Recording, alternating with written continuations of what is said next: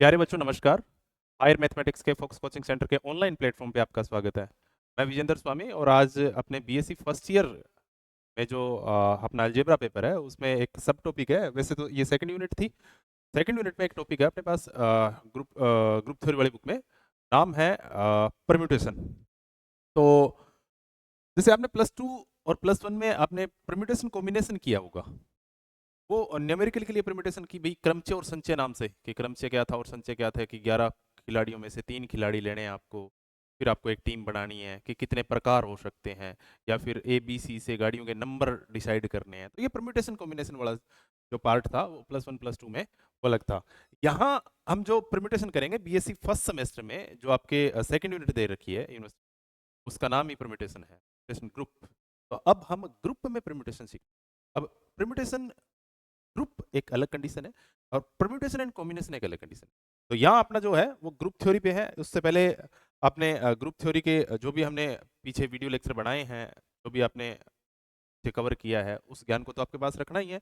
अगर फिर भी आपने वो स्किप किया है तो यहाँ कोई दिक्कत आने वाली है नहीं। ये एक अलग ही सब टॉपिक है, अपने आप में अलग टॉपिक बनेगा। में आप धीरे धीरे इन वीडियो एक सीरीज बनेगी परम्यूटेशन को। सेकेंड यूनिट में शायद मैं सारे वीडियो अपलोड कर दूं लगभग। तो आप उन सभी को देखोगे तो शायद आपको बेनिफिट मिले। देखते हैं नेक्स्ट। देखो आज अपना परम्यूटेशन है क्या, वो देखो। आप पहले तो आप परम्यूटेशन की डेफिनेशन देखो कि परम्यूटेशन होता क्या है। साफ साफ लिखा है दोनों ही लैंग्वेज में, a permutation of a finite set is a bijection, bisection from S to itself. ये बाइजेक्शन क्या होता है? बाइजेक्शन का मतलब होता है कि एक फलन है। आप ध्यान से देखो क्या है, एक permutation of a finite set. पहली बात, आपके पास एक सेट फाइनाइट होना चाहिए। मैं यहाँ एब्स्ट्रैक्ट अलजेब्रा में परम्यूटेशन पढ़ रहा हूँ। परम्यूटेशन कॉम्बिनेशन जो आपने प्लस वन प्लस टू में पढ़ा था उसको एक अलग फोल्डर में रखो, मामला ही अलग है। यहाँ हम एब्स्ट्रैक्ट अलजेब्रा पढ़ रहे हैं। एब्स्ट्रैक्ट अलजेब्रा में परम्यूटेशन क्या है, क्रमचय क्या है, हिंदी में इसका नाम क्रमचय ही है। वहां भी क्रमचय था परम्यूटेशन का नाम, यहाँ भी क्रमचय है। देखो यहाँ डेफिनेशन थोड़ी अलग है। A permutation of a finite set S, finite set S is a bisection from S to itself. Bijection होना चाहिए। बाइजेक्शन का मतलब ऑन टू या वन वन एंड ऑन। जो का मीडियम इंग्लिश है उसका ध्यान देखना, उनको बताइए बाइजेक्शन क्या होता है। बाइजेक्शन का मतलब होता है कि वन, ये कह रहा है कि मेरे पास एक सेट होगा एस, उस सेट से उसी सेट पे डिफाइन एक फलन होगा। वो फलन ही क्या कहलाएगा? वो फलन ही क्रमचय कहलाएगा यदि वो फलन आपकी दो बातें सेट करे। कौन कौन? वन वन होना चाहिए, वन वन और ऑन टू, एक ही और आच्छादक। कि किसी, पहली बात क्या होना चाहिए, परिमित समुच्चय होना चाहिए। क्या होना चाहिए? परिमित समुच्चय एस, और उसी पे परिभाषित एक ही आच्छादक फलन एस का एक क्रमचय कहलाता है। यानी वास्तव में यहां क्रमचय है क्या? क्रमचय एक फलन है और कुछ। अगर एक फलन तीन कंडीशंस को फॉलो करता है, अगर एक फलन तीन कंडीशंस को फॉलो करता है तो वो फलन ही आपका क्रमचय हो जाएगा। वो तीनों शर्त कौन कौन सी है देखो, कि आपके पास f एक फलन है, f एक फलन है, और ये फलन ही एक दिन क्या हो जाएगा, क्रमचय। क्या हो जाएगा? क्रमचय, यदि ये तीन बातों फॉलो करे। पहली, ये जो फलन है ना वो खुद से खुद में डिफाइन होना चाहिए। ऐसा नहीं है कि आपके पास एक सेट एस हो गया और दूसरा पी हो गया, तो एस से पी पे डिफाइन हो तो नहीं, खुद से खुद में डिफाइन। अभी हम एग्जांपल करेंगे तो आपको क्लियर पता चल जाएगा। खुद से खुद में डिफाइन होना चाहिए, पहली बात। दूसरी बात, ये जो एफ है ना वो एक ही होना चाहिए, वन वन होना चाहिए या एक ही होना चाहिए। और तीसरी बात कि एफ क्या होना चाहिए। अब ये तो है किताबी लैंग्वेज, सिंपल सी बात है कि इस बात को हम समझ कैसे। सीधी बात है, मैं आपको एक सेट दूंगा और मैं कहूंगा कि इस सेट का परम्यूटेशन बनाओ। अब वो कितने बनेंगे वो एक अलग केस है, पर उसका परम्यूटेशन होगा क्या वो देखो। तो दो सेट दूंगा ना, उस सेट का परम्यूटेशन बनाने के लिए आप उस सेट से उस सेट पे डिफाइन एक फलन तैयार कर लो। अब फलन क्या होता है ये आपने प्लस, कि प्रत्येक कुछ रिलेशन जो एक कंडीशन को फॉलो करें, फिर वो रिलेशन उस कंडीशन को फॉलो। फिर और हमने शायद इस पे फलन वाले पे एक वीडियो भी बना रखा है, आप चाहो तो आप डिस्क्रिप्शन जाके उस चेक कर लो। हाँ आप वीडियो को देख लो थोड़ा, नहीं तो फिर कहीं से +2 की एनसीईआरटी की बुक को पढ़ लो, थोड़ा सा ज्ञान तो होगा। सेम फलन के प्रकार होते हैं कि वो फलन वन वन ऑन टू होना चाहिए और खुद से खुद में डिफाइन। अगर ये तीन बातें एग्जिस्ट करता है कोई भी सेट, कोई भी फलन किसी भी सेट पे 100% क्या।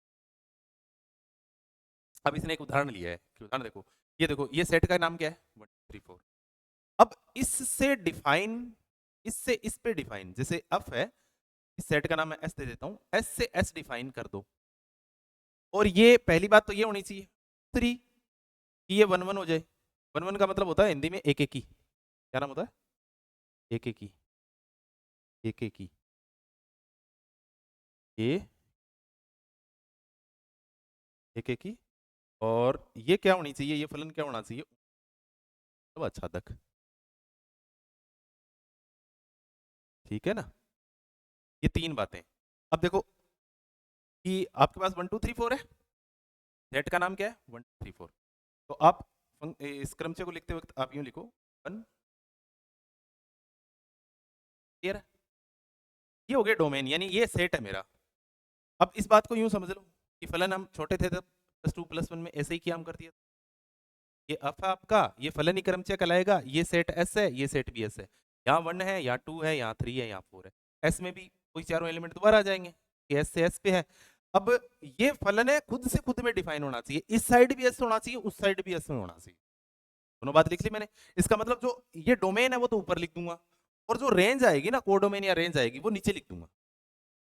और ये क्या होना चाहिए 1 1 ऑन 2 होना चाहिए। ये फलन है तो एस से एस में डिफाइन है, पहली बात ठीक है। ये 1 1 होना चाहिए। 1 1 का मतलब यहां से जब एक एलिमेंट उठाओ तो सामने वाले सेट में एक ही आंसर मिलना चाहिए। ऐसा नहीं है कि एक एलिमेंट के दो आंसर मिल जाएंगे कि 1 का आंसर 1 हो जाएगा, 1 का आंसर 2 भी हो जाएगा, तो फलन ही नहीं होगा। ये ऐसा भी नहीं होना चाहिए 1 का आंसर 2 आ गया और 2 का आंसर भी 2 आ गया। सीधी सी बात है कि 1 के नीचे सेट में से कोई ना कोई एलिमेंट आना चाहिए और एक ही बार आना चाहिए, तो 1 का कोई ना कोई आंसर आएगा। जैसे मैं यहाँ लिख देता हूँ कि 1 का 3, 2 का 1, 3 का 2 और 4 का 4। तो खुद से खुद में डिफाइन एक फलन है जिसमें एक एलिमेंट का आंसर एक ही आ रहा है और कोई एलिमेंट छूट भी नहीं रहा है। कोई एलिमेंट छूट नहीं रहा है इसका मतलब ऑन टू है, और एक एलिमेंट का एक ही आंसर आ रहा है इसका मतलब वो क्लियर है। तो इसका आंसर कैसे लिखोगे आप, 1 के नीचे लिख दो 3, 1 का आंसर कितना है 3, 3 के नीचे क्या लिख दो, सॉरी 2 के नीचे क्या लिख दो 1, 3 का आंसर कितना है 2, का आंसर 4। ये इसका प्रमेय। इसी प्रकार से मैंने ये एग्जांपल भी लिखा है। क्या यही बनेगा, नहीं इसके अलावा भी तो बन सकते हैं। ये रहा 1 2 3 4, या जो 1 2 3 4 थे वो मैंने यहाँ लिख दिया। अब इसने क्या कहा है कि देखो साहब 1 का रिलेशन हो जाएगा 2 के साथ, तो हो सकता है ना 1 का 2 के साथ, 2 का 3 के साथ, 3 का 4 के साथ और 4 का 1 के साथ। तो कोई एलिमेंट 1 2 3 फिर 4 में से कोई स्किप भी नहीं हुआ, सारे आ गए, 1 भी आ गया, 2 भी आ गया, 3 भी आ गया, 4 भी आ गया, ठीक बात है। और 1 का आंसर 2 ही है, 1 का आंसर 2 के अलावा, या ऐसा नहीं है कि 1 और 2 का आंसर एक ही है, सारे एलिमेंट अलग अलग है। इसका मतलब जो एलिमेंट अलग अलग है वो तो बता रहे हैं 1 1, और जो एलिमेंट सारे आ गए वो बता रहे हैं ऑन 2, और ऊपर वाले एलिमेंट ही आगे पीछे होके कॉपी हो रहे हैं। इसका मतलब क्या है कि आपको प्रीमिट सेट बता रहे हैं, सेट उसी, क्लियर है। तो परम्यूटेशन क्या होता है भाई, परिमित होना चाहिए। ऐसा नहीं है कि सेट आप इनफाइनाइट ले लो, रियल नंबर का एलिमेंट ले लो तो आपको एलिमेंट ही नहीं मिलेगा ना। इनफाइनाइट एलिमेंट होते हैं, कौन कौन से एलिमेंट को ढूंढते फिरोगे। पहली बात एलिमेंट क्या होना चाहिए, परिमित सेट होना चाहिए। इसका मतलब number of element are finite होना चाहिए। उस पर परिभाषित एक ही आसाधक फलन अब का एक क्या कहलाता है क्रमचय, और उसको नोटेशन में से क्लियर है भाई। अब इसमें एलिमेंट कितने हैं 1 2 3 4। तो ये एक अलग बात है कि इसमें कितने, भाई आपने कहा ये भी क्रमचय है तो ये भी क्रमचय है, तो कितने बन सकते हैं, ये एक अलग केस है कि क्या इसमें इनफाइनाइट पढ़ेंगे, नहीं इनफाइनाइट नहीं पढ़ेंगे, आगे हम एक नोट लगा के हम इस बात को क्लियर कर लेंगे कि ये कितने बनते होते हैं। तो एक तो ये बात क्लियर रखना भैया आप, ठीक है। इसमें मैं एक एग्जांपल और ले लेता हूं आपको, खाली पेज अगर ऐड किया है तो हमने देख लेते हैं बिल्कुल। जैसे देखो कि मेरे पास ऐसे एक सेट है, एलिमेंट है ए बी प्लस एलिमेंट, तो इसके क्रमचय बढ़ाने हैं मुझे, क्रमचय समुच्चय क्या बढ़ेंगे। देखो मुझे एफ एक फलन चाहिए जो खुद से खुद में डिफाइन हो, एक तो ये शर्त होनी चाहिए। दूसरी एफ क्या होना चाहिए 1 1 होना चाहिए, और तीसरी कंडीशन क्या है, अब क्या होना चाहिए, अब ऑन टू, बस इतनी सी कंडीशन, तीन बातें। इसका मतलब कोई एलिमेंट छूटना नहीं चाहिए, एक एलिमेंट का एक आंसर आना चाहिए, खुद से खुद में डिफाइन होना चाहिए। मैं इसको ऐसे लिख सकता हूँ ए बी सी। अब ए का आंसर जैसे आप लिख दो ए बी, अब आप इस बात को सेट देखो, ए बी सी आया ऊपर, नीचे भी तो ए बी सी है, ए बी सी का मतलब क्रम ए बी सी नहीं, आप एलिमेंट देख लो कि ए बी सी तीनों आगे, तीनों आगे। अब ए भी एक ही बार आया, बी भी एक ही बार आया, सी भी एक ही बार आया, कोई छूटा भी नहीं है। इसका मतलब बस सीधा देख के बता दो कि हाँ ये सेट पे एक क्रमचय है, क्रमचय। कोई कह देगा सर ऐसे, ऊपर वाले सेम रख लिया करो भाई, ए बी सी, ताकि बनाने में दिक्कत नहीं आए। कोई कहेगा सी ए, क्या ये क्रमचय है सभी सेट का, तो मैं कहूंगा बिल्कुल, ए बी सी आ गए तीनों, ऊपर तीन ही एलिमेंट आएंगे, तीन ही है, नीचे भी देखो तीनों आ गए, बी भी आ गया, सी भी आ गया, ए भी आ गया। अब कोई एलिमेंट दो बार तो काउंट नहीं हुआ, नहीं हुआ, खुद से खुद में डिफाइन है, ए बी सी, हाँ ए बी सी है, इसका मतलब ये भी क्या है, क्रमचय है। अब कोई कहे साहब ये ए बी सी ए, क्या ये क्रमचय है, भाई ऊपर ए बी सी आ गया, नीचे ए बी बी, भाई पहली कंडीशन तो सेट हो रही है कि एक फलन जो खुद से खुद में डिफाइन हो रहा है, पहली बात तो है। अब वन वन है, क्या ए का आंसर ए आया, बी का आंसर बी आया, और सी का आंसर भी आया। वन वन का मतलब एक एक, एक एक का मतलब एक एलिमेंट का रिलेशन एक से होना चाहिए। अब एक एलिमेंट की सामने ऐसा बैठा है जो सामने वाले ग्रुप के दो सेट के दो एलिमेंटों से कनेक्शन कर रहा है, इसका मतलब एक एक ही नहीं है, और नहीं है साधक है, क्या ये हो जाएगा क्या, क्रमचय नहीं। समझ रहे हो ना बात को, तो इसका मतलब आपको सिंपली देखने के लिए क्या करना है, नो सेट के एलिमेंट होने चाहिए, नीचे भी तीनों होना चाहिए, एक एक बार आना चाहिए, ये सिंपल सी डेफिनेशन। तो अब इसमें होंगे कितने, भाई आपने कहा है कि देखो ये क्या है, ये आपने कहा ये भी है, ये भी है, तो हम कितने चेक करें यार। अब कोई कहेगा ये ए बी, ये है क्या सर, ये भी है ना, तो एक तो ए बी सी के नीचे एक आंसर सी आ रहा है, एक में एक आंसर ए आ रहा है, एक में एक आंसर बी आ रहा है, तो तीनों अलग अलग है ना, ए का आंसर सी है, बी का आंसर ए है, सी का आंसर बी है, यानी ये तो डोमेन है, ये कोडोमेन है, रेंज वाला। तो खुद से खुद में ए बी सी यानी सेट से सेट में डिफाइन है, ये भी वन वन ऑन टू है, ये भी सेट से एस में डिफाइन है, वन वन ऑन टू है, ये भी सेट से सेट में, तो डेफिनेशन ये है आपकी, वन वन होना चाहिए, ऑन टू होना चाहिए, खुद से डिफाइन होना चाहिए। ये भी क्रमचय, इस सेट का ये भी क्रमचय है, इस सेट का ये भी क्रमचय है, इस सेट का ये भी क्रमचय है। और भी बन सकते हैं क्या साहब, बिल्कुल बन सकते हैं। और कौन से बन सकते हैं, तो आप लगा के देख लो कि साहब ए का ए हो जाए, बी का सी हो जाए, सी का बी हो जाए, देख लो, ये इन चारों में से अलग, तीनों में से अलग है, ए का सी, ए का ए हो गया, बी का बी हो रहा था, सी का सी हो रहा था, बी का सी और सी। अब इनके डायग्राम बना के देख सकते हो ना आप, इसका डायग्राम क्या बनेगा, ये एस है, ये एस है, ये ए बी, यहाँ क्या आएगा ए, सेट से सेट में डिफाइन एक फलन, ए का आंसर क्या आ रहा है, ए का आंसर सी, बी का आंसर क्या आ रहा है, बी का आंसर आ रहा है ए, इसका आंसर, ये तो इसका वेन डायग्राम तो ये बन रहा है, इसका वेन डायग्राम कैसे बनेगा, इसका Venn diagram A B, A B, set से सेट में डिफाइन एक फलन, ए का आंसर ए, बी का, तो वेन डायग्राम अलग अलग है ना, इसका मतलब इस अगर ए का आंसर यहाँ तो सी आ रहा है, यहाँ ए का आंसर ए ही आ रहा है, तो दोनों अलग अलग है, दोनों फलन अलग अलग है, अलग अलग है, पर वन वन है, वन टू है, खुद से खुद है ना, डेफिनेशन इतनी, तो इसका मतलब ये भी क्रम चाहिए, ये भी क्रम चाहिए, ये भी क्रम चाहिए। अब ये बनेंगे कितने, मेन बात ये है, क्या हम बहुत सारे बना सकते हैं, तो मैंने कहा नहीं, ये बात किस पे डिपेंड है, ये बात डिपेंड करती है सेट पे, कि सेट पे कैसे डिपेंड करती है, कि भाई आप सेट पे फलन ढूंढ रहे हो ना, तो आप उस सेट में एलिमेंट देख लो, कितने एलिमेंट आपके पास, वो खुद डिसाइड करके देगा कि मेरे परम्यूटेशन इतने बन सकते। देखो आपने पिछली स्लाइड में ये देखा था कि ये नहीं बना था, क्योंकि ये वन वन ऑन टू वाली कंडीशन को फॉलो नहीं कर रहा था। अब कोई ये कहते ये बन जाएगा क्या साहब, भाई ये भी तो खुद से खुद में डिफाइन ही है, मैं कहूंगा नहीं, क्योंकि नीचे वाले में देखो ए बी सी ऊपर आ गया, खुद से खुद में डिफाइन है, सी ऊपर है, यहाँ भी है, इसका मतलब खुद से खुद में डिफाइन तो है। अब ये कह रहा है ए का आंसर सी, बी का आंसर सी और सी का आंसर सी, अब ये नहीं तो वन वन है, वन वन यूं नहीं है कि इसमें एक एलिमेंट का आंसर, भाई नीचे वाले एक एलिमेंट का आंसर ऊपर एक से ही कनेक्ट होना चाहिए, मतलब कहने का मतलब सी एक ही बार आना चाहिए था, जो नहीं आया तीन बार आ गया, इसका मतलब वन वन। तो अब अगर वन वन नहीं है तो गए भले, और फिर भी अगर ऑन टू चेक करना है तो आप यूं चेक करो कि कोई एलिमेंट छूट गया क्या, हाँ छूट गए, ए और बी। अगर कोई एलिमेंट छूटता नहीं है उस सेट में से नीचे वाली रो में, तो फिर वो ऑन टू है, और अगर एक एक बार ही आए ना, सारे आ जाए एक एक बार, तो वो क्लियर।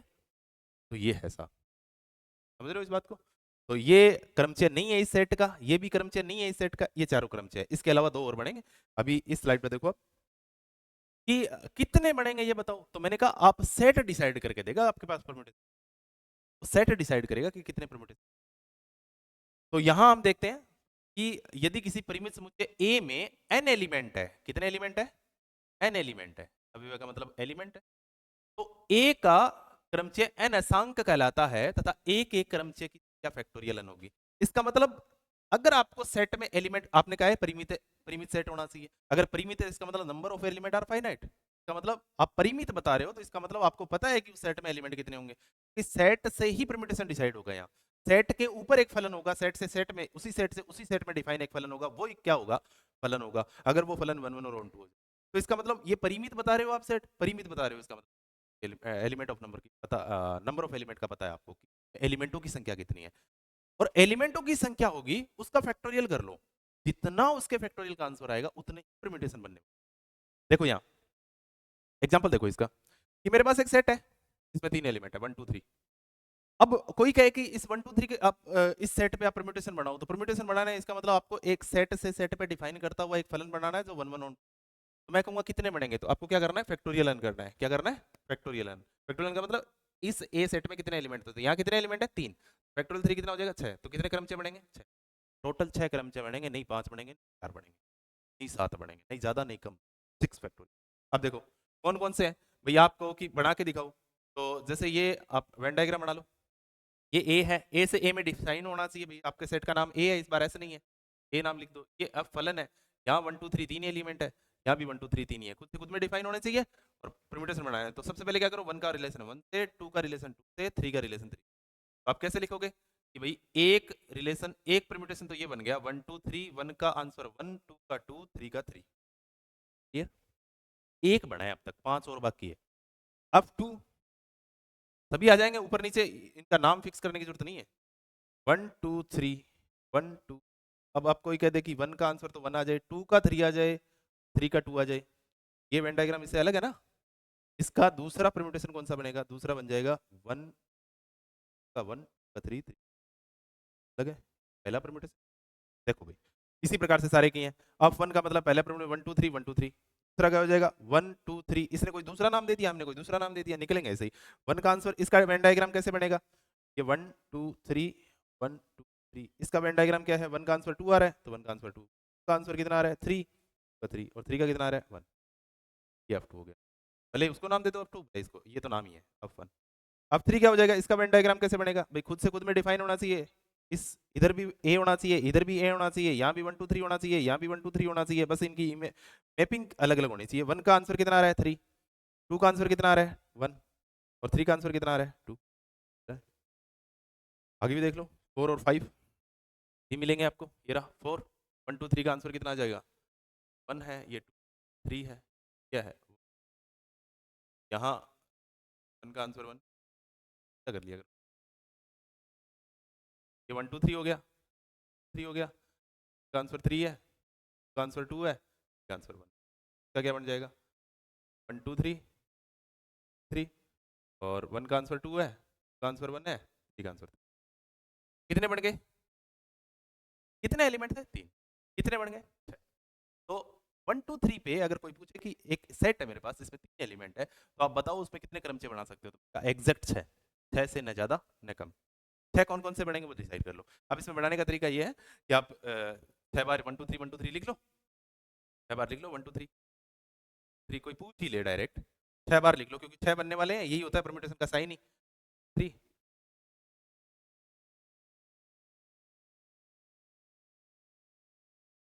3 3, ये देखो। अब इनमें क्या करो, जैसे बच्चे थे काम किया करते थे ना, 1 2 3 4 5 6 1 2 3, पहले तो यूं ही ये कर लो, डालो। अब क्या हो गया, अब एक एक को आगे भेज दो, सेम बच्चे थे तब करते थे 2 3 1 कर लो, फिर आप 3 2 1 कर, स्किप कर लिया करो, मतलब दो दो को चेंज कर लो, फिर आगे स्किप कर दो, 3 का 1 आ गया, 3 का 1 आ गया, 3 का 2 आ गया, अब 3 का 2 कर दो, और इसको ये तो आ ही गया, 3 आ गया क्या, 3 कहीं नहीं है, तो एक और बनेगा, वो एक सेट कर लिया करो, मतलब एक नंबर को आ गया, तो ये 6 के 6 बनेंगे, 6 से अलावा नहीं बनेंगे। अगर मैं कह देता मेरे पास सेट है, उस सेट में 4 एलिमेंट है, एक सेट है मेरे पास ए, तो मेरे पास 4 एलिमेंट है, ए बी तो मैं कहूंगा परम्यूटेशन क्रमचय की संख्या कितनी होगी, क्रमचयों की संख्या कितनी होगी, कितने एलिमेंट है 4, तो कितना होता है, तो 24 क्रमचय बन सकते हैं, जैसे इसलिए पिछले एग्जांपल में 6 बने थे, 24 बनेंगे, 5 होगा तो मल्टीप्लाई होता है ना, फैक्टोरियल तो आपको पता है, फैक्टोरियल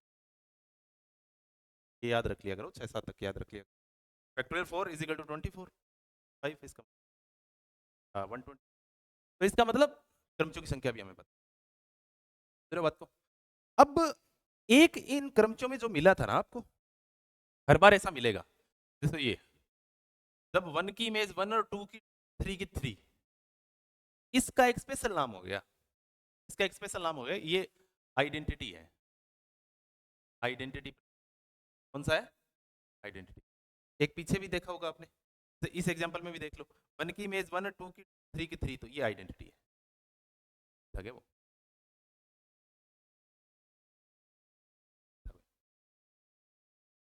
नहीं, यहाँ अगर कोई पूछ ले ना कि अब 4 का आइडेंटिटी परम्यूटेशन बनाओ, ये 1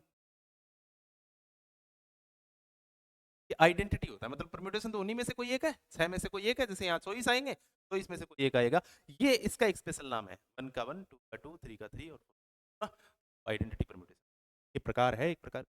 और जब हम क्लास में करेंगे टाइप्स ऑफ करके टाइप्स देखेंगे, तब हम देखेंगे, ये रवि देखो, ठीक है। अब देखो नेक्स्ट हेडिंग है अपनी product of the of permutation group, product और कंपोजिशन, मतलब आपको क्या करना है कि मैं आपको 2 परम्यूटेशन दे दूंगा, मैं कहूंगा रैंडमली आपस में गुणा करो, जैसे आप नंबरों को गुणा करते हो, 3 और 2, 3 और 2 का गुणा करो तो आपको क्या मिलेगा 6, 4 और 2 का गुणा करो 8, 5 और 3 का, इस प्रकार से क्या हम परम्यूटेशन का भी गुणा कर सकते हैं, मैंने कहा है हाँ बिल्कुल, प्रोडक्ट ऑफ परम्यूटेशन, 2 परम्यूटेशन उनका मैं गुणा कर सकता हूँ, मैंने कहा है मेरे पास एक सेट है 1 2 3 4, अब इसमें कितने परम्यूटेशन मिलेंगे, तो मैंने कहा 24, क्या आपने कहा फैक्टोरियल 4 मिलेंगे, फैक्टोरियल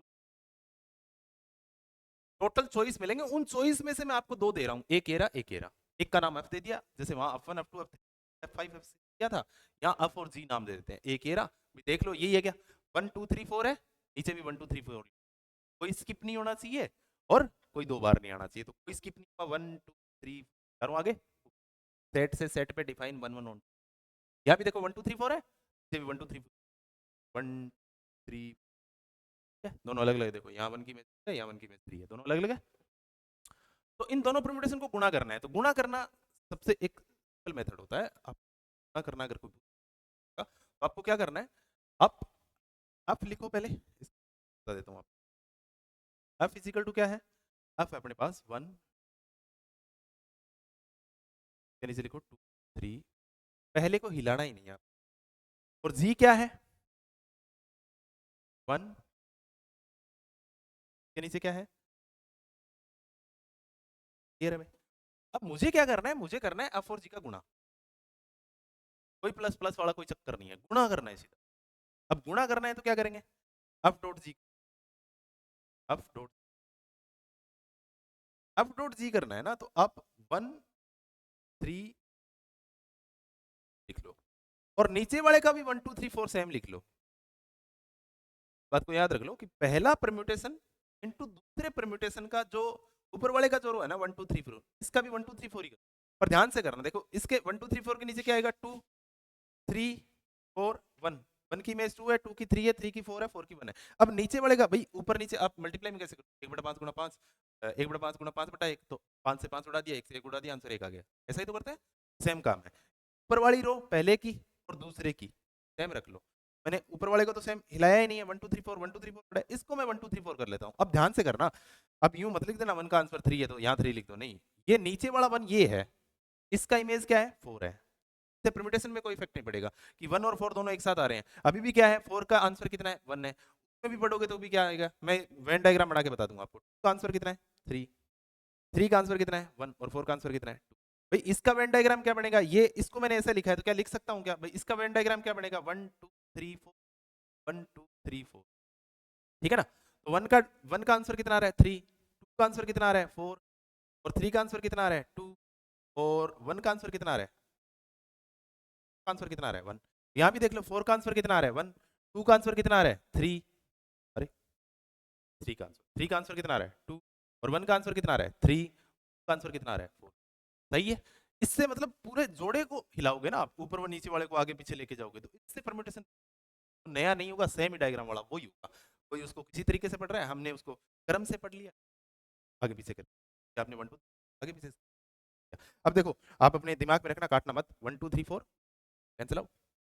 अब आप एक दूसरे के अंदर डाल दो इसको, जैसे 1 2 3 4 1 2 3 ये कैंसिल आउट हो गया, ये उठेगी और ये इस साइड में, ये इस साइड में, ये यूं की यहाँ पे रो दो, यहाँ लिख देता हूँ मैं 1 2 3 4 से 1 2 3 4 कैंसिल आउट हो गया।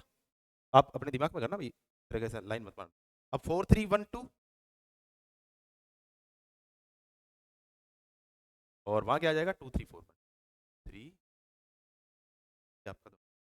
आप इसको ठीक लिखना चाहते हो तो ठीक लिख सकते हो, मेरा मकसद होता है कि मैं इसको सही से जमाऊं सर, जैसे इसने दिया था वैसे ही ऊपर वाली रो है ना वो 1 2 3 4 बढ़ते हुए सीक्वेंस में दिखनी चाहिए, आरोही क्रम में दिखनी चाहिए, इंक्रीजिंग सीक्वेंस दिखना चाहिए, ऐसे 1 2 3 4 ऐसा नहीं यार, ठीक नहीं लगेगा, ऐसे गलत नहीं है, फिर भी ठीक करने के लिए सबसे पहले 1 आएगा, फिर 2 आएगा, फिर 3 आएगा, फिर 4। अब देखो 1 का आंसर कितना है 4, 2 का आंसर कितना है 1, 3 का आंसर कितना है 3, 4 का आंसर कितना है 2।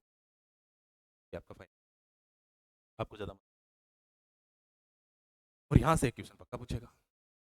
इसमें करना कुछ नहीं है, आपको प्रोडक्ट करना है, प्रोडक्ट करने के दो रूल है, आपको एक परमिट दो एक सेट के दो परमिट देंगे, 3 भी दे सकता है, आप 3 भी दे सकता है, 2 भी दे सकता है, 3 का गुणा करवा सकता है। सबसे इजी क्वेश्चन होता है कि 2 से गुणा का गुणा करो, 2 का गुणा करने से कोई इफेक्ट नहीं पड़ेगा, तो एफ डॉट जी करोगे तो पहला इंटू दूसरा, तो पहले की ऊपर वाली रो पढ़ लेते हैं, रो हेल्थ, पर एक बार के याद रखने के लिए कि ये रो मैट्रिक्स में ये इससे कैंसिल आउट, टाइम किया कैंसिल आउट किया, एक ब्रैकेट में आ जाएगा, एक मैट्रिक्स बन जाएगी। अब इसको ठीक करके लिख दो। अब आपका काम है, आप एक काम करके देखना कि मैंने यहाँ एफ डॉट जी किया है, क्योंकि मैंने पहले मैट्रिक्स कौन सी रखी है एफ, फिर मैंने आप करके देखना क्या जी डॉट एफ भी सेम ही आ रहा है क्या, क्या आंसर जी डॉट एफ का भी आएगा क्या।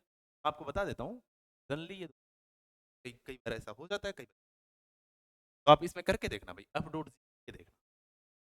तो ये आपकी परम्यूटेशन है, नेक्स्ट स्लाइड नहीं है मामला अपने पास, तो ये प्रोडक्ट ऑफ परम्यूटेशन है। कल हम इसी क्लास को कंटिन्यूस करेंगे, में हम एक चक्कर के बारे में पढ़ेंगे, साइकिल पढ़ेंगे, जैसे साइक्लिक ग्रुप है वैसे, और साइकिल पे कुछ थ्योरम होगी क्या, ये तो अभी तक तो हमने ग्रुप पढ़ा ही नहीं है, क्या नाम है, तो हम इस पे पढ़ेंगे, 2 3 थ्योरम में है और बाकी सारे क्वेश्चन है, बाद होम एग्जाम दे देंगे।